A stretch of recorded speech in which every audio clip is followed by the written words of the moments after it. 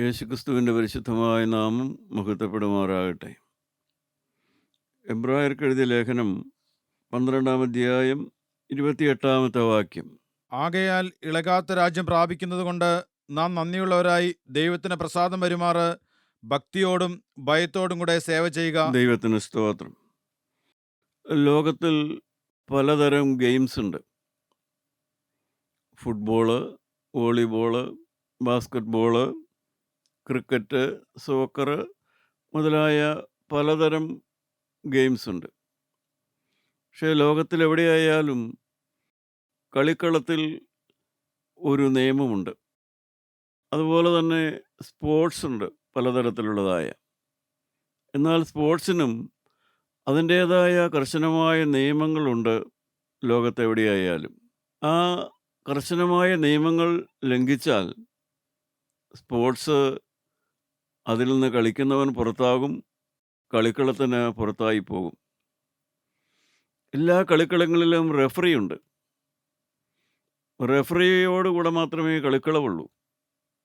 ആ റെഫറിയുടെ തീരുമാനം ഒരു കോടതിയിലെ ന്യായാധിപൻ്റെ തീരുമാനത്തേക്കാൾ ആ കളിക്കളത്തിന് ബാധകമായിരിക്കുന്നത് റെഫറിയുടെ നിയമമാണ്. എന്തിനാണ് ഞാനത് പറഞ്ഞത് എന്ന് ചോദിച്ചാൽ, ദൈവരാജ്യത്തിൻ്റേതായ നിയമങ്ങളുണ്ട്. മത്തായിയുടെ സുവിശേഷം 5-ാം അധ്യായം 26-ാമത്തെ വാക്യം നമുക്ക് വായിക്കാം. അവിടെ ദൈവരാജ്യത്തിൻ്റെ ഒരു നിയമം നമുക്കിവിടെ വായിക്കാം. 5:26. ഒടുവിലത്തെ കാശ് പോലും കൊടുത്തു തിരുവോളം നീ അവിടെ നിന്ന് പുറത്തു വരികയില്ല എന്ന് ഞാൻ സത്യമായിട്ട് നിന്നോട് പറയുന്നു. ദൈവത്തിന് സ്തോത്രം. You have to pay the last penny or you will be out. ദൈവരാജ്യത്തിൻ്റെ നിയമം കർശനമാണ്. ഒടുവിലത്തെ കാശ് പോലും കൊടുത്തു തീർക്കാതെ നീ ആ ദൈവരാജ്യത്തിൽ കിടക്കുകയില്ല, ആ ബന്ധനാവസ്ഥയിൽ നിന്ന് പുറത്തു വരികയില്ല. ദൈവം നിൻ്റെ മേൽ ചുമർത്തുന്ന ആ പാപാവസ്ഥയിൽ നിന്ന് പുറത്തു വരാനും കഴിയുകയില്ല. എന്താണ് ഇവിടെ പറയുന്നത്? നിരപ്പിൻ്റെ കാര്യമാണ്. മനുഷ്യർ തമ്മിൽ ക്ഷമിക്കുന്ന കാര്യമാണ് ഇവിടെ പ്രധാനമായും പറയുന്നത്. അതിന് തൊട്ട് മുമ്പുള്ള വാക്യങ്ങളെല്ലാം പറയുന്നതാണ്. എന്ന് വെച്ചാൽ അവസാനത്തെ വ്യക്തിയോട് പോലും ക്ഷമിക്കുന്നത് വരെ ദൈവരാജ്യത്തിൽ കിടക്കാൻ കഴിയുകയില്ല. ഒരു വ്യക്തിയോടുമുള്ള ഒരു പിണക്കവും നീരസവും ഒരു കയ്പും ഹൃദയത്തിൽ വെച്ചുകൊണ്ട് ഈ ഭൂമിയിൽ എത്ര സ്ഥാനിയായും ഉന്നതനായും എത്ര പദവിയിലും എത്രയെല്ലാം ശുശ്രൂഷ ചെയ്ത് ജീവിച്ചാലും ആ ഹൃദയത്തിൽ ആ കയ്പുള്ള മനുഷ്യൻ മരിച്ചാൽ അവൻ ദൈവരാജ്യത്തിൽ എത്തുകയില്ല. അതിൻ്റെ തുടർന്നുള്ളതായ വാക്യങ്ങൾ വായിച്ചാൽ നമുക്ക് മറ്റൊരു കാര്യം കൂടെ മനസ്സിലാവും. മനുഷ്യൻ്റെ ജീവിതത്തിൽ അവൻ്റെ ആത്മാവിൻ്റെ ശുദ്ധീകരണത്തിന് വേണ്ടി അവൻ്റെ അവയവങ്ങളോടും ഇന്ദ്രിയങ്ങളോടും, കണ്ണ്, കാത്, കാല് എന്നെല്ലാം പറയുന്നു, അവയവങ്ങളോടും ഇന്ദ്രിയങ്ങളോടും മനുഷ്യൻ കർശനമായിട്ട് പോരാടേണ്ടി വരും. ആ പോരാടി ജയിക്കുന്നില്ല എങ്കിൽ ദൈവരാജ്യത്തിൽ കിടക്കാൻ കഴിയുകയില്ല എന്നാണ് കരുണയുള്ള കർത്താവ് അവിടെ ഓർപ്പിക്കുന്നത്. പ്രിയപ്പെട്ടവരെ, ദൈവരാജ്യത്തിൻ്റെ നിയമങ്ങൾ എക്കാലത്തും കർശനങ്ങളാണ്. സ്നേഹമുള്ള ദൈവമുണ്ട്, കരുണാസമ്പന്നനായ ദൈവമുണ്ട്, ദയയുള്ള ദൈവമുണ്ട്, ആകാശത്തേക്കാൾ വലിയ ദയ കാണിക്കുന്ന ദൈവമുണ്ട്, പാപിക്ക് വേണ്ടി മരിക്കാൻ തയ്യാറായ ദൈവമുണ്ട്, പാപിക്ക് വീണ്ടെടുക്കാൻ വേണ്ടി രക്തം ചിന്തിയ കർത്താവായ യേശുക്രിസ്തു ഉണ്ട്. എല്ലാ അനുകൂല ഘടകങ്ങളുണ്ടെങ്കിലും ദൈവരാജ്യത്തിൻ്റെ നിയമങ്ങൾ കർശനങ്ങളാണ്. കാരണം ഈ അനുകൂല അവസ്ഥയെല്ലാം മനുഷ്യന് പ്രയോജനപ്പെടുത്തി അവൻ വിശുദ്ധനാകണം, അവൻ ക്ഷമിച്ചവനാകണം, ഹൃദയത്തിൽ മാലിന്യമില്ലാത്തവനാകണം, അവൻ്റെ ഹൃദയം നിർമ്മലമാകണം. ദയയുണ്ട്, കരുണയുണ്ട്, ക്ഷമിക്കുന്ന കർത്താവുണ്ട്, കുരിശിലെ രക്തമുണ്ട്, എല്ലാം ദൈവം മനുഷ്യന് തന്നിട്ടുണ്ട്. ഇതെല്ലാം മനുഷ്യന് അവൻ്റെ വിശുദ്ധ ജീവിതത്തിനും ഹൃദയം കഴുകുവാനും ഹൃദയത്തിൽ സമ്പൂർണ്ണ ശുദ്ധീകരണം നടക്കുവാനും ആരോടും കയ്പില്ലാതെ ജീവിക്കുവാനും വേണ്ടി ദൈവം തന്നിരിക്കുന്നതാണ് ബാക്കി എല്ലാ കൃപയുടേതായ എല്ലാ ദാനങ്ങളും. മത്തായിയുടെ സുവിശേഷം 12-ാം അധ്യായം 36-ാമത്തെ വാക്യം വായിക്കാം. അവിടെ ദൈവരാജ്യത്തിൻ്റെ മറ്റൊരു പ്രമാണം കാണാം. അവിടെ എന്നാൽ മനുഷ്യർ പറയുന്ന ഏത് നിസ്സാര വാക്കിനും ന്യായവിധി ദിവസത്തിൽ കണക്ക് ബോധിപ്പിക്കേണ്ടി വരും എന്ന് ഞാൻ നിങ്ങളോട് പറയുന്നു. ദൈവത്തിന് സ്തോത്രം. Loose talk, loose eternity. അലക്ഷ്യമായ വാക്കുകൾ പറയുന്ന വ്യക്തിക്ക് ദൈവരാജ്യം നഷ്ടപ്പെടും. Loose talk, loose eternity. അത് വീട്ടിലായാലും ദേവാലയത്തിലായാലും കൂട്ടായ്മയിലായാലും എവിടെയായാലും മനുഷ്യൻ അലസമായി, എന്നുവെച്ചാൽ ദൈവാത്മാവിൻ്റെ നിയന്ത്രണത്തിലല്ലാത്ത നാവ് കൊണ്ട് ഏത് വാക്ക്, അലക്ഷ്യമായി പറയുന്ന വാക്ക്, നിസ്സാര വാക്ക് മനുഷ്യൻ്റെ കാഴ്ചപ്പാടിൽ നിസ്സാരമാണ്. പക്ഷേ ദൈവത്തിൻ്റെ കാഴ്ചപ്പാടിൽ നിസ്സാര വാക്കെന്ന് പറയുന്ന ഒന്നില്ല. മനുഷ്യൻ്റെ കാഴ്ചപ്പാടിൽ നിസ്സാരങ്ങളായ പാപങ്ങളുണ്ട്. പക്ഷേ ദൈവത്തിൻ്റെ കാഴ്ചപ്പാടിൽ നിസ്സാരമായ പാപങ്ങളില്ല. നിസ്സാരമായൊരു വാക്കുപോലുമില്ല. നിസ്സാരമായ, ലക്ഷ്യമായ, യോഗ്യമല്ലാത്തൊരു നോട്ടം പോലുമില്ല. ഒരു സ്പർശനം പോലുമില്ല. അതാണ് ദൈവരാജ്യത്തിൻ്റെ നിയമം. നിസ്സാരമായ വാക്കിന് പോലും മനുഷ്യൻ ന്യായവിധിയുടെ നാളിൽ കണക്ക് കൊടുക്കേണ്ടതായിട്ട് വരും. ദൈവത്തിന് സ്തോത്രം. പ്രിയപ്പെട്ടവരെ, എന്നാൽ മനുഷ്യനിതൊന്നും ഗണ്യമാക്കാതെ ദേവാലയത്തിലും എവിടെയും പ്രവർത്തിക്കാറുണ്ട്. എൻ്റെ 5-ാം അധ്യായം 23-ാമത്തെ വാക്യം വായിക്കാം. ആകയാൽ നിന്റെ വഴിപാട് യാഗപീഠത്തിങ്കൽ കൊണ്ടുവരുമ്പോൾ സഹോദരന് നിന്റെ നേരെ വല്ലതുമുണ്ടെന്ന് അവിടെ വെച്ച് ഓർമ്മ വന്നാൽ നിന്റെ വഴിപാട് അവിടെ യാഗപീഠത്തിന് മുമ്പിൽ വെച്ചേച്ച് ഒന്നാമത് എന്ന് സഹോദരനോട് നിരന്നുകൊള്ളുക, പിന്നെ വന്ന് നിന്റെ വഴിപാട് കഴിക്കുക. ദൈവത്തിന് സ്തോത്രം. കർത്താവ് അവിടെ പറയുകയാണ്, ഒരു ദേവാലയത്തിൽ ചെന്നാലോ ഒരു ആരാധനാ കേന്ദ്രത്തിൽ ചെന്നാലോ ഒരു ആരാധന നടത്തുന്ന വ്യക്തിയായാലും പങ്കെടുക്കുന്ന വ്യക്തിയായാലും ഒരു യാഗപീഠത്തിൽ യാഗമർപ്പിക്കുന്ന ഒരു പുരോഹിതനായാലും അവന് കുറ്റബോധമുള്ളവനാകണമെന്ന് നിർബന്ധമില്ല. എല്ലാവർക്കും കുറ്റബോധം ഉണ്ടാകണമെന്നില്ല. എല്ലാവർക്കും അനുതാപം ഉണ്ടാകണമെന്നില്ല. മനുഷ്യൻ തൻ്റെ ആരാധനാ സ്ഥലങ്ങളിൽ അവന് ബോധിച്ചതായ പലതും അവൻ ചെയ്യും. വലിയ ഉച്ചത്തിൽ പാട്ട് പാടിയെന്നിരിക്കും, ഉച്ചത്തിൽ വലിയ പ്രസംഗിച്ചെന്നിരിക്കും, ധാരാളം പണം ദേവാലയത്തിൽ അല്ലെങ്കിൽ ആരാധനാ കേന്ദ്രത്തിൽ സംഭാവന ചെയ്തെന്നിരിക്കും, വലിയ വായിൽ ഗീതങ്ങൾ ആലപിച്ചെന്നിരിക്കും. എല്ലാം നടക്കും. പക്ഷേ ദൈവം ഇതൊന്നും ശ്രദ്ധിക്കുന്നില്ല. മനുഷ്യൻ തൻ്റെ ആരാധനാ സ്ഥലത്ത് കാട്ടിക്കൂട്ടുന്നതായ എല്ലാത്തിനും ഒറ്റ വാക്കിൽ പറഞ്ഞ ദൈവത്തിൻ്റെ വാക്കിൽ അതെല്ലാം കോപ്രായങ്ങളാണ്. കാരണം മനുഷ്യനൊരു ക്ഷമിക്കാത്ത ഹൃദയത്തോടെ, മലിനമായ മനസാക്ഷിയോടെ, ആരെങ്കിലോടുള്ള വിരോധത്തോടെയോ അവൻ്റെ ദേവാലയത്തിൽ, ആരാധനാ കേന്ദ്രങ്ങളിൽ അവൻ കാണിച്ചു കൂട്ടുന്നതെല്ലാം വൃഥാവായ കാര്യങ്ങളാണ്. ദൈവം അംഗീകരിക്കാത്ത കാര്യങ്ങളാണതെല്ലാം. പക്ഷേ ഇതൊന്നും മനുഷ്യനത്ര ഗണ്യമാക്കാറില്ല. മനുഷ്യൻ ആരാധനാ കേന്ദ്രങ്ങളെ മലിനമാക്കുന്നവനാണ് അധികം പേരും. എന്നുവെച്ചാൽ മലിനമാക്കുന്നത് എങ്ങനെയാണ്? മലിന ഹൃദയത്തോടെ അവിടെ ആരാധന നടത്തുന്നു, മലിന ഹൃദയത്തോടെ ആരാധനയിൽ പങ്കെടുക്കുന്നു. പ്രിയപ്പെട്ടവരെ, സമർപ്പണമില്ലാത്ത മനസ്സോടെയും തീരുമാനമില്ലാത്ത ഹൃദയത്തോടെയും പാട്ടുകൾ പാടിയും ഗീതങ്ങൾ ആലപിച്ചും ഇതുപോലെ വചനം പറഞ്ഞുമെല്ലാം മനുഷ്യനവൻ്റെ ആരാധനാ സ്ഥലത്തെ മലിനീകരിക്കുന്നുള്ളതാണ് വാസ്തവമായ സത്യം. പക്ഷേ ദൈവരാജ്യത്തിൻ്റെ നിയമം അത് മാറ്റമില്ലാത്ത നിയമമാണ്. ദൈവം അംഗീകരിക്കില്ല. 5-ാം അധ്യായത്തിൻ്റെ 20-ാമത്തെ വാക്യം വായിക്കാം. നിങ്ങളുടെ നീതി ശാസ്ത്രിമാരുടെയും പരീശന്മാരുടെയും നീതിയെ കവിയുന്നില്ലെങ്കിൽ നിങ്ങൾ സ്വർഗരാജ്യത്തിൽ കടക്കയില്ല എന്ന് ഞാൻ നിങ്ങളോട് പറയുന്നു. ശാസ്ത്രിമാരും പരീശന്മാരും ആ കാലത്തെ ദൈവരാജ്യത്തിൽ കടക്കുമെന്ന് അക്കാലത്തെ സാധാരണക്കാരായ ജനം മുഴുവനുമായിട്ട് വിശ്വസിച്ചിരുന്ന ആളുകളാണ്. അക്കാലത്തെ പുരോഹിതന്മാർ, ശാസ്ത്രിമാർ, ആലയത്തോട് ബന്ധപ്പെട്ടതായ ആത്മീയത്തിൻ്റെതായ സകല കാര്യങ്ങളും ക്രമീകരിക്കുന്നവരാണ്. അവർ ദൈവരാജ്യത്തിൽ കടക്കുമെന്നാണ് ജനം വിചാരിച്ചിരുന്നത്. എന്നാൽ യേശുക്രിസ്തു പറയുകയാണ്, അവർ കിടക്കില്ല. കാരണം മനുഷ്യർ ദൈവരാജ്യത്തിൽ ഉണ്ടാകുമെന്ന് കരുതുന്നവരും ദൈവം അംഗീകരിക്കുന്നവരുമാണെന്ന് കരുതുന്ന എല്ലാവരെയും ദൈവം അംഗീകരിക്കുന്നില്ല. ദൈവം അവരെല്ലാവരെയും അംഗീകരിക്കുന്നില്ല. പ്രസംഗിക്കുന്നവനെ, സുവിശേഷം പ്രസംഗിക്കുന്നവരെ എല്ലാവരെയും ദൈവം അംഗീകരിക്കുന്നില്ല. ആരാധന നടത്തുന്ന എല്ലാവരെയും ദൈവം അംഗീകരിക്കുന്നില്ല. ദൈവവേല ചെയ്യുന്ന എല്ലാവരെയും ദൈവം അംഗീകരിക്കുന്നില്ല. നിങ്ങളുടെ നീതി ശാസ്ത്രിമാരുടെയും പരീശന്മാരുടെയും നീതിയെ കവിയുന്നില്ല എങ്കിൽ നിങ്ങൾക്ക് ദൈവരാജ്യത്തിൽ കിടക്കാൻ കഴിയുകയില്ല എന്ന് യേശുക്രിസ്തു പറഞ്ഞു. എന്ന് വെച്ചാൽ പുറമേ മനുഷ്യരുടേതായ ഒരു അപ്രൂവലോ മനുഷ്യർ കാണുക ഒരു ആത്മീയനോ മനുഷ്യരുടെ മുമ്പിൽ നല്ലതായിട്ട് ഭാവിക്കുന്നതോ അവരുടെ കണക്കുകൂട്ടലോ ഒന്നുമല്ല ദൈവരാജ്യത്തിൻ്റെ നിയമം. വെളിപാട് പുസ്തകം 21 അധ്യായം 27 വാക്യം വായിക്കാം. ആരാണ് ദൈവരാജ്യത്തിൽ ഉണ്ടായിരിക്കുക? കുഞ്ഞാടിന്റെ ജീവപുസ്തകത്തിൽ എഴുതിയിരിക്കുന്നവരല്ലാതെ അശുദ്ധമായത് യാതൊന്നും മ്ലേച്ഛതയും ഭോഷ്കും പ്രവർത്തിക്കുന്നവൻ ആരും അതിൽ കടക്കയില്ല. ദൈവത്തിന് സ്തോത്രം. The shameful deeds, deceitful deeds and no name not in the book of life. ജീവന്റെ പുസ്തകത്തിൽ പേരില്ല. അശുദ്ധമാണ്, മ്ലേച്ഛതയാണ്. ഇതെല്ലാം ഉള്ള ആരും ദൈവരാജ്യത്തിൽ കിടക്കുകയില്ല.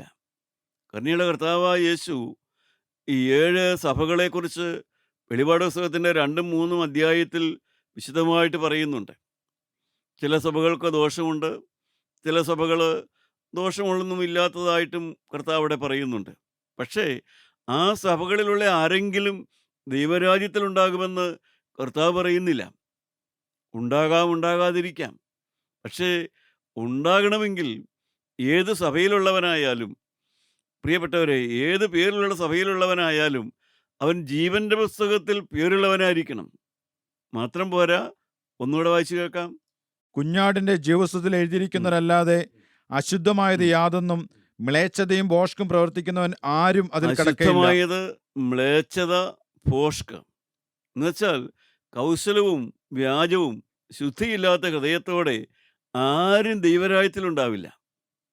പ്രിയപ്പെട്ടവരെ, നാം ദൈവരാജ്യം കാത്തിരിക്കുന്നവരാണ്. ദൈവത്തിന് സ്തോത്രം. ദൈവമനുഷ്യനെ സഹായിക്കുന്ന ധാരാളം കാര്യങ്ങളുണ്ട്. ഇസ്രായേൽ മക്കൾ ജീവനുള്ള ദൈവത്തോട് പ്രാർത്ഥിച്ച് പുറപ്പാടിൻ്റെ കാലത്ത് ഇറങ്ങി പുറപ്പെട്ടതായ ജനം കാലം കഴിഞ്ഞപ്പോൾ അവർ ദൈവത്തെക്കുറിച്ച് എന്താ പറഞ്ഞതെന്നറിയാവോ? ആവർത്തന പുസ്തകം 1:27 അവർ ദൈവത്തെക്കുറിച്ച് പറയുന്നത് എന്താണെന്നറിയാവോ? ഒന്ന് വായിച്ച് കേൾക്കാം.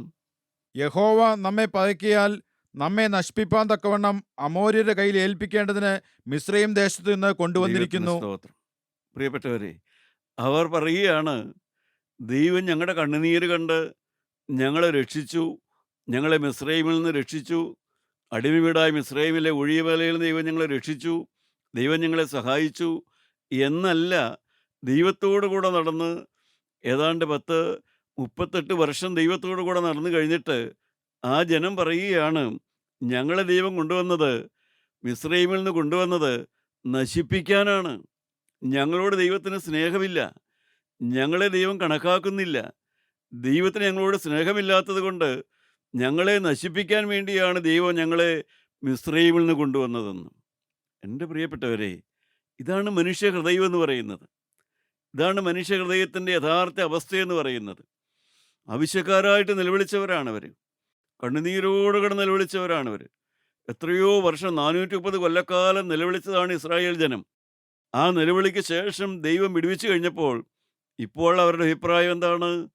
ദൈവത്തിന് കഴിവില്ല, ദൈവത്തിന് ഞങ്ങളോട് സ്നേഹമില്ല, അതുകൊണ്ട് ദൈവം ഞങ്ങളെ നശിപ്പിക്കാൻ വേണ്ടിയാണ് മിസ്രയീമിൽ നിന്ന് കൊണ്ടുവന്നതെന്ന്. ഈ തിരുവചനം കേൾക്കുന്ന പ്രിയപ്പെട്ടവരെ, നിങ്ങൾ മാനസാന്തരപ്പെട്ടവരാണോ? നിങ്ങൾക്ക് മാനസാന്തരം തന്ന ദൈവത്തോട് നിങ്ങൾക്ക് നന്ദിയുണ്ടോ? അത് ദൈവം ചെയ്ത ഉപകാരമാണ് നിങ്ങൾക്ക് ബോധമുണ്ടോ? ഒരു മാനസാന്തരപ്പെട്ട ഭാര്യയെ തന്നത്, ഒരു മാനസാന്തരപ്പെട്ട ഭർത്താവിനെ തന്നത്, മാനസാന്തരം അനുഭവിക്കുന്ന മക്കളെ തന്നത്, മാനസാന്തരമുള്ള പ്രാർത്ഥനയുള്ള ഒരു വീട്ടിലെത്തിച്ചേരാൻ ഭാഗ്യം കിട്ടിയത് എല്ലാം ദൈവം ചെയ്ത ഉപകാരമാണെന്നാണോ നിങ്ങൾ കണക്കാക്കുന്നത്? അതോ ദൈവം എന്നെ നശിപ്പിക്കാൻ വേണ്ടിയാണ് ഈ വീട്ടിലേക്ക് കൊണ്ടുവന്നത്, ഈ വിവാഹം നടത്തി തന്നത്, ഈ ജോലി എനിക്ക് തന്നത്, ഈ മക്കളെ എനിക്ക് തന്നത് എല്ലാം ദൈവത്തിന് എന്നോട് വിരോധമുള്ളത് കൊണ്ട് ദൈവം തന്നുവെന്നാണോ നിങ്ങൾ വിചാരിക്കുന്നത്?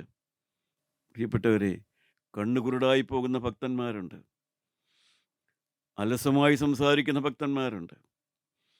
ദൈവരാജ്യത്തിൻ്റെ നിയമങ്ങൾ അറിയാതെ ദൈവരാജ്യത്തിലെത്തുമെന്ന് കരുതി ആരാധനയും പാട്ടും പ്രസംഗവുമായി നടക്കുന്ന ധാരാളം ജനങ്ങളുണ്ട് എന്നുള്ള കാര്യം നാം എപ്പോഴും ഓർക്കണം. കാരണം ആത്മാവിൽ ജീവിച്ചുകൊണ്ട് ഒരു ദൈവവേല ചെയ്യുക എളുപ്പമല്ല. ആത്മാവിൽ ജീവിച്ചുകൊണ്ട് ഒരു വൈദികനായി ജീവിക്കുക എളുപ്പമല്ല. ആത്മാവിൽ ജീവിച്ചുകൊണ്ട് സുവിശേഷകനായി ജീവിക്കുക എളുപ്പമല്ല. ആത്മാവിൽ ജീവിച്ചുകൊണ്ട് പ്രിയപ്പെട്ടവരെ, ഒരു ദൈവവേലയും എളുപ്പമല്ല. കാരണം മനുഷ്യൻ്റെ ഹൃദയത്തിൽ അത്രയേറെ കാപട്യം ഒളിച്ചിരിക്കുന്നുണ്ടെന്നുള്ളതാണ് സത്യം. അതുകൊണ്ട് നാം ഒരു തീരുമാനമെടുക്കണം. ഞാൻ പ്രസംഗിക്കുന്നെങ്കിൽ, ദൈവവേല ചെയ്യുന്നെങ്കിൽ, ഞാൻ ഏതെങ്കിലും ഒരു സജീവമായ ഒരു ആത്മീയനകത്ത് പ്രവർത്തിക്കുന്നെങ്കിൽ, ഒരു നിഷ്കളങ്ക മനസ്സോടെ അത് ചെയ്യുകയുള്ളൂ. ഹൃദയവിശുദ്ധിയോടെ ചെയ്യുകയുള്ളൂ. ഒരു വിശുദ്ധ ഹൃദയത്തിൻ്റെ ഉടമയായിട്ട് ഞാനത് ചെയ്യുകയുള്ളൂ എന്ന് വ്യക്തമായി നമുക്കൊരു തീരുമാനം ഉണ്ടായിരിക്കണം. ഒരു വിശുദ്ധിക്ക് വേണ്ടിയുള്ള തീരുമാനമില്ലാതെ, നിഷ്കളങ്കമായി ജീവിക്കണമെന്നുള്ള തീരുമാനമില്ലാതെ, ഒരാളോടും കയ്പില്ലാതെ ജീവിക്കണം, സ്നേഹിക്കേണ്ടതുപോലെ സ്നേഹിക്കണം, ഹൃദയപൂർവ്വം സ്നേഹിക്കണം എന്നുള്ള ഒരു തീരുമാനമില്ലാതെ ഈ ആത്മീയ രംഗത്തേക്ക് കടന്നു വരുന്നത് പോലും ആപത്താണ് പ്രിയപ്പെട്ടവരെ. വിശുദ്ധനാണെന്ന് തന്നെത്താൻ തീരുമാനിക്കുന്നവരുണ്ട്, തന്നെത്താൻ ഭാവിക്കുന്നവരുണ്ട് വിശുദ്ധനാണെന്ന്. എന്നാൽ വിശുദ്ധനാണെന്ന് അവൻ്റെ ജീവിതം കണ്ടിട്ട് മറ്റുള്ളവർ സാക്ഷിച്ച ആളുകളുണ്ട്. അങ്ങനെയുള്ള രണ്ടുപേരെക്കുറിച്ച് നമുക്കൊന്ന് ചിന്തിക്കാം. രാജാക്കന്മാരുടെ 2-ാം പുസ്തകം എടുക്കാം. 4-ാം അധ്യായത്തിൻ്റെ 9-ഉം 10-ഉം വാക്യം നമുക്ക് വായിച്ച് നോക്കാം. അവിടെ ഒരു വ്യക്തിയെക്കുറിച്ചാണ് പറയുന്നത്. ആ വ്യക്തി എലീശ പ്രവാചകനെക്കുറിച്ചാണ് പറയുന്നത്. നമുക്കൊന്ന് വായിച്ച് കേൾക്കാം. 2 രാജാക്കന്മാർ 4-ാം അധ്യായം 9-ഉം 10-ഉം വാക്യം. അവൾ തന്റെ ഭർത്താവിനോട്, നമ്മുടെ വഴിയായി കൂടെ കൂടെ കടന്നുപോകുന്ന ഇയാൾ വിശുദ്ധനായൊരു ദൈവപുരുഷൻ എന്ന് ഞാൻ കാണുന്നു. നാം ചുവരോടുകൂടിയ ചെറിയൊരു മാളികമുറി പണിതുണ്ടാക്കുക, അതിൽ അവന് ഒരു കട്ടിലും ഒരു മേശയും ഒരു നാൽക്കാലിയും ഒരു നിലവിളക്കും വെക്കുക. അവൻ നമ്മുടെ അടുക്കൽ വരുമ്പോൾ അവന് അവിടെ കയറി പാർക്കാമല്ലോ എന്ന് ദൈവത്തിന് പറഞ്ഞു. സ്തോത്രം. യുവതിയായ ഒരു സ്ത്രീ അവളുടെ ഭർത്താവിനോട് പറഞ്ഞതായ ആ വാക്കുകളാണ് നമ്മുടെ വായിച്ചു കേട്ടത്. പ്രവാചകനായ എലീശായെക്കുറിച്ചാണ് പറയുന്നത്. നമ്മുടെ വീട്ടിൽ പാർപ്പിക്കാൻ കൊള്ളാവുന്ന, സ്വീകരിക്കാൻ കൊള്ളാവുന്ന ഒരു വിശുദ്ധനാണ് ആ പ്രവാചകനെന്ന്. എൻ്റെ പ്രിയപ്പെട്ടവരെ, അതാണ് വിശുദ്ധനെന്ന് പറഞ്ഞാൽ. തന്നെത്താൻ വിശുദ്ധനെ ചിന്തിക്കുകയല്ല. ആ യുവതിയായ സ്ത്രീ ഭർത്താവിനോട് പറഞ്ഞു, കൂടെ കൂടെ നമ്മുടെ ഈ വീടിൻ്റെ മുമ്പിലൂടെ പോകുന്ന ആ മനുഷ്യൻ ഒരു വിശുദ്ധനാണ്, അവനെ നമ്മുടെ വീട്ടിൽ പാർപ്പിക്കാൻ കൊള്ളാമെന്ന്. നാം ഇതെല്ലാം കേട്ട് ഹൃദയത്തിൽ നമ്മളെ തന്നെ വിലയിരുത്തേണ്ടതാണ്. 1 രാജാക്കന്മാർ 17-24. സ്ത്രീ ഏലിയാവോട്, നീ ദൈവപുരുഷനെന്നും നിന്റെ നാവിന്മേലുള്ള യഹോവയുടെ വചനം സത്യമെന്നും ഞാൻ ഇതിനാൽ അറിയുന്നു എന്ന് ദൈവത്തിന് പറഞ്ഞു. സ്തോത്രം. ഏലിയ പ്രവാചകനെക്കുറിച്ച് ആ സറാഫാത്തിലെ വിധവ പറഞ്ഞ വാക്കാണ്, നീ ദൈവപുരുഷനാണ്. ആ വിധവയുടെ വീട്ടിൽ പാർത്തതായ ആ പ്രവാചകനെക്കുറിച്ച് കാലം കഴിഞ്ഞപ്പോൾ ആ സ്ത്രീ പറഞ്ഞു, നീ വിശുദ്ധനാണ്, നിന്റെ നാവിൽ ദൈവത്തിൻ്റെ വചനമുണ്ട് എന്ന്. എൻ്റെ പ്രിയപ്പെട്ടവരെ, വിശുദ്ധനാണെന്ന് തന്നെത്താൻ ബോധിച്ചാൽ പോരാ. നമ്മളോടുകൂടെ ഇടപഴകുന്നവർ, നമ്മളെ കാണുന്നവർ, നമ്മളോടുകൂടെ സഹവസിക്കുന്നവർ, നമ്മളോടുകൂടെ പ്രാർത്ഥിക്കുന്നവർ, നമ്മളോടുകൂടെ ദൈവവേല ചെയ്യുന്നവർ കണക്കാക്കണം ഈ മനുഷ്യൻ യഥാർത്ഥമായി ഒരു വിശുദ്ധനാണെന്ന്. അങ്ങനെയുള്ളതായ സാക്ഷ്യമുള്ള വിശുദ്ധന്മാരെയാണ് ഈ കാലത്ത് ക്രൈസ്തവ സഭയ്ക്ക് ആവശ്യമുള്ളത്. അങ്ങനെയുള്ള സാക്ഷ്യമുള്ളതായ ദൈവമക്കളെയാണ് ഈ തലമുറയിൽ സുവിശേഷ രംഗത്ത് ആവശ്യമുള്ളത്. അല്ലാതെയുള്ളത് ധാരാളമുണ്ട്. പക്ഷേ ഇതുപോലെയുള്ളവരുണ്ടെങ്കിൽ മാത്രമേ സുവിശേഷം മുന്നോട്ട് പോവുകയുള്ളൂ. ദൈവത്തിന് സ്തോത്രം. അപ്പോൾ തന്നെത്താൻ വിശുദ്ധനെന്ന് ഭാവിക്കുന്നവരുണ്ട്, മറ്റുള്ളവർ വിശുദ്ധനാണെന്ന് അനുഭവ സാക്ഷ്യത്തിലൂടെ പറയുന്നവരുണ്ട്, ദൈവം വിശുദ്ധനായി കണക്കാക്കുന്നവരുണ്ട്. അവരാരെല്ലാമാണ് നമുക്ക് നോക്കാം. 141 സങ്കീർത്തനം എടുക്കാം. 141 സങ്കീർത്തനം 4-ാമത്തെ 5-ാമത്തെ വാക്യം വായിക്കാം. ദുഷ്പ്രവൃത്തിക്കാരോടുകൂടെ ദുഷ്പ്രവൃത്തിയിൽ ഇടപെടുവാൻ എൻ്റെ ഹൃദയത്തെ ദുഷ്കാര്യത്തിനെ ചായ്ക്കരുതേ. അവരുടെ സാധുഭോജനം ഞാൻ കഴിക്കുകയും അരുതേ. നീതിമാനെന്നെ അടിക്കുന്നത് ദയ, അവനെന്നെ ശാസിക്കുന്നത് തലയ്ക്ക് എണ്ണ. എൻ്റെ തല അതിനെ വിലക്കാതിരിക്കട്ടെ. ഇനി അവർ ചെയ്യുന്ന ദോഷങ്ങൾക്കെതിരെ എനിക്ക് പ്രാർത്ഥനയേ ദൈവത്തിന് ഉള്ളൂ. സ്തോത്രം. പ്രിയപ്പെട്ടവരെ, അതാണ് ഒരു വിശുദ്ധൻ്റെ ലക്ഷണം. ദൈവം തമ്പുരാൻ കണക്കാക്കുന്ന ലക്ഷണം അതാണ്. ഹൃദയം കൊണ്ടുപോലും ദുഷ്കാര്യത്തിന് ചായാതെ, ഒരു അരുതാത്തതിന് ഹൃദയം കൊണ്ടുപോലും ചായാതെ, ഒരു കലഹത്തിനോ ഒരു കോപത്തിനോ ഒരു കൗശലത്തിനോ ഹൃദയം കൊണ്ടുപോലും ചേരാതെ, അതുള്ള മനുഷ്യരോട് ഹൃദയം കൊണ്ടുപോലും അടുത്തു വരാതെ, നീതിമാൻ എന്നെ ശാസിക്കുന്നത് എൻ്റെ തലയ്ക്ക് എണ്ണ, എന്നെ ശാസിച്ച് എൻ്റെ തെറ്റുകൾ ചൂണ്ടിക്കാണിച്ച് എൻ്റെ കുറവുകൾ എനിക്ക് മനസ്സിലാക്കി തന്ന് എന്നെ നടത്തുന്നതായ ദൈവമക്കളോടുള്ള സഹിത്വമല്ലാതെ കൗശലവും തന്ത്രവും കുതന്ത്രവുമുള്ളതായ ഒരു മനുഷ്യനോടും, ദൈവമക്കളെന്ന് പറയാനില്ല, ആരോടും എനിക്കൊരു ബന്ധവുമില്ല എന്ന് ഹൃദയം കൊണ്ട് തന്നെ തീരുമാനമെടുത്ത് നിശ്ചയിച്ച മനുഷ്യനെയാണ് വിശുദ്ധനായിട്ട് ദൈവം അംഗീകരിക്കുന്നത്. രാജാക്കന്മാരുടെ 2-ാം പുസ്തകം 4-ാം അധ്യായം 27-ാമത്തെ വാക്യം വായിക്കാം. ഒരു വിശുദ്ധൻ്റെ ഹൃദയം ദൈവം അംഗീകരിക്കുന്ന വിശുദ്ധൻ്റെ ലക്ഷണം നമുക്കവിടെ കാണാം. 2 രാജാക്കന്മാർ 4:27. അവൾ പർവ്വതത്തിൽ ദൈവപുരുഷന്റെ അടുക്കൽ എത്തിയപ്പോൾ അവന്റെ കാൽ പിടിച്ചു. ഗേഹസി അവളെ മാറ്റുവാൻ അടുത്തു ചെന്നാറെ ദൈവപുരുഷൻ, അവളെ വിടുക, അവൾക്ക് വലിയ മനോവ്യസനമുണ്ട്, യഹോവ അതിനെ അറിയിക്കാതെ മറച്ചിരിക്കുന്നു എന്ന് ദൈവത്തിന് പറഞ്ഞു. സ്തോത്രം. അവിടെ എലീശ അംഗീകരിക്കുകയാണ്. ദൈവം എനിക്ക് എന്തെങ്കിലും മനസ്സിലാക്കി തന്നാലേ എനിക്ക് മനസ്സിലാവുകയുള്ളൂ. ഞാനൊരു പ്രവാചകനായതുകൊണ്ട്, ഞാനൊരു ദൈവവേലക്കാരനായതുകൊണ്ട്, എല്ലാവരും എൻ്റെ അടുക്കൽ വരുന്നവരെ സകലരുടെയും കാര്യം എനിക്ക് മുന്നമേ അറിയാം. എനിക്കെല്ലാം അറിയാം. എനിക്കെല്ലാവരുടെയും കാര്യം അറിയാം.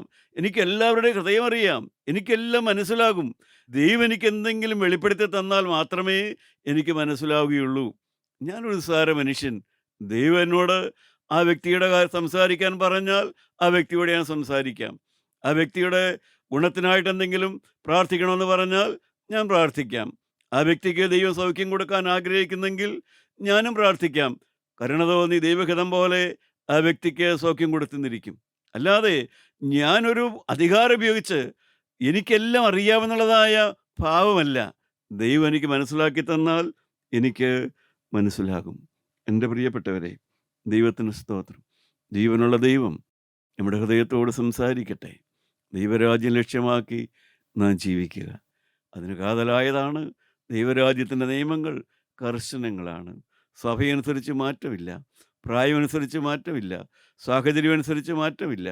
പ്രിയപ്പെട്ടവരെ, പുരുഷനാണോ സ്ത്രീയാണോ മാറ്റമില്ല, ശുശ്രൂഷകനാണോ സാധാരണക്കാരനാണോ അതിനൊന്നും മാറ്റമില്ല, പുരോഹിതനാണോ അൽമായക്കാരനാണോ അതിന് മാറ്റമില്ല. ദൈവരാജ്യത്തിൻ്റെ നിയമം കർശനമാണ്. ഒടുക്കത്തെ കാശ് പോലും കൊടുത്തു തീർക്കാതെ ആ ബന്ധനത്തിൽ നിന്ന് കടന്നു പോരാൻ സാധിക്കില്ല. ദൈവരാജ്യത്തിൽ എത്താനും കഴിയുകയില്ല. നിങ്ങൾ ഹൃദയം കൊണ്ടെന്ന് തീരുമാനിക്കുന്നു പ്രിയപ്പെട്ടവരെ. ദൈവം നിങ്ങളെ കെണിയിൽ ചാടിച്ചുവെന്ന് ഇസ്രായേൽ മക്കൾ തന്നെത്താൻ പറഞ്ഞതുപോലെ ജീവനുള്ള ദൈവം അവരോട് കനാൻ നാട്ടിലെ അവകാശമാക്കാൻ പറഞ്ഞപ്പോൾ അവിശ്വാസം കൊണ്ട് അവർ അവകാശമാക്കിയില്ല. കാലം കഴിഞ്ഞപ്പോൾ അവരുടെ കണ്ണു മങ്ങി, അവരുടെ വിശ്വാസം കുറഞ്ഞു, ദൈവസ്നേഹം കുറഞ്ഞു. ഇപ്പോൾ അവർ പറയുന്നത് ദൈവം ഞങ്ങളെ ചതിച്ചു, ദൈവത്തിന് കഴിവില്ല, അതുകൊണ്ട് ദൈവം ഞങ്ങളെ കനാൻ നാട്ടിൽ നിന്ന് കൊണ്ടുവന്ന് നശിപ്പിക്കാൻ പോകുന്നുവെന്ന്. എൻ്റെ പ്രിയപ്പെട്ടവരെ, നല്ലവനായ യേശു കാൽവരി രക്തം ചിന്തി തൻ്റെ വിലയേറിയ രക്തം കൊണ്ട് നമ്മളെ വിലയ്ക്ക് മേടിച്ച് ദൈവരാജ്യത്തിന് അവകാശിയാക്കാൻ അവൻ നമ്മളെ കൊണ്ടുപോകുന്ന സിയോൻ യാത്രക്കാരാണ് നാം. നിങ്ങൾ ഈ സിയോൻ സംഘത്തിൽ ചേർന്നിട്ടുണ്ടോ? നിങ്ങൾ ഹൃദയം കൊണ്ട് തീരുമാനമെടുത്തിട്ടുണ്ടോ? ജീവിതം യേശുവിന് കൊടുത്തിട്ടുണ്ടോ? പാപത്തോട് യാത്ര പറഞ്ഞിട്ടുണ്ടോ? പാപസുഖങ്ങളോട് യാത്ര പറഞ്ഞുകൊണ്ട് ഒരു വിശുദ്ധ ജീവിതത്തിന് വേണ്ടി നിങ്ങളെ തന്നെ ഏൽപ്പിച്ചു കൊടുത്തിട്ടുണ്ടോ? പ്രിയപ്പെട്ടവരെ, ദൈവത്തിന് സ്തോത്രം. നിങ്ങളുടെ മനസ്സാക്ഷി നിങ്ങളെ കുറ്റം വിധിക്കുന്നുണ്ടോ? ദൈവത്തിന് സ്തോത്രം. നിങ്ങളുടെ ഹൃദയ പാപങ്ങൾ നിങ്ങൾക്ക് ഹൃദയത്തിലേക്ക് പരിശുദ്ധാത്മാവ് കാണിച്ചു തരുന്നുണ്ടോ? തലകളെ വണക്കാം, നമുക്ക് പ്രാർത്ഥിക്കാം. കർത്താവേ, എൻ്റെ മനസ്സാക്ഷി എന്നോട് സംസാരിക്കുന്ന സ്വരം ഞാൻ കേൾക്കുന്നു. കർത്താവേ, എൻ്റെ ഉള്ളിൽ മറഞ്ഞു കിടക്കുന്ന പാപങ്ങളുണ്ട്, എൻ്റെ ഹൃദയ നിരൂപണങ്ങൾ നല്ലതല്ല എന്നും എൻ്റെ ജീവിതത്തെക്കുറിച്ച് അനേകർ സാക്ഷ്യം പറയുകയില്ല എന്നും എലീശായുടെയും ഏലിയാവിൻ്റെയും സാക്ഷ്യമൊന്നും എൻ്റെ ഈ പ്രായം കൊണ്ട് ഞാൻ നേടിയെടുത്തിട്ടില്ല എന്നും ഞാൻ ഇനിയും ശുദ്ധനാകണമെന്ന് ഞാൻ അറിയുന്നു. കർത്താവേ, എന്നെ വിശുദ്ധീകരിക്കണമേ, എൻ്റെ ഹൃദയത്തെ നിർമ്മലീകരിക്കണമേ, എൻ്റെ തീരുമാനങ്ങളിൽ എന്നെ ഉറപ്പുള്ളവനാക്കണമേ. യേശുവിൻ്റെ വലിയേറിയ രക്തം കൊണ്ട് എൻ്റെ ഹൃദയത്തെ കഴുകിത്തരണമേ, എന്ന മാലിന്യങ്ങൾ കഴുകണമേ. ദൈവരാജ്യം തന്ന് അനുഗ്രഹിക്കണമേ. സമാധാനമുള്ള ജീവിതവും സമാധാനമുള്ള മരണവും സമാധാനമുള്ള മരണാനന്തര ജീവിതവും തന്ന് ഞങ്ങളെ ധന്യരാക്കണമേ എന്ന് പ്രാർത്ഥിക്കുന്നു. യേശു മൂലം പ്രാർത്ഥിക്കുന്നു. കൃപയോടെ കേട്ടുത്തരം തരുമാറാകണമേ. ആമീൻ.